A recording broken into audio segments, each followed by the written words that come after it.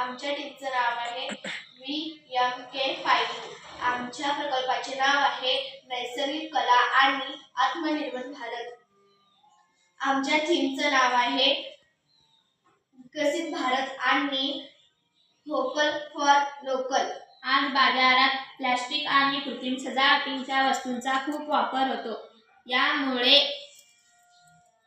कचरा वाढतो आणि पर्यावरणाला हानी पोहोचते. महत्त्वाचे म्हणजे आपल्या स्थानिक कलाकारांना व महिलांना रोजगार मिळत नाही. यावर आमचा सोपा उपाय आहे. आम्ही झाडाच्या पाना फुलांचा वापर करून सुंदर तोरणे आणि रांगोळी बनवली आहे. तसेच टाकाऊ वस्तूपासून शोभेच्या वस्तू बनवल्या आहेत. कचऱ्यातून कला हेच आमचे ब्रीदवाक्य आहे.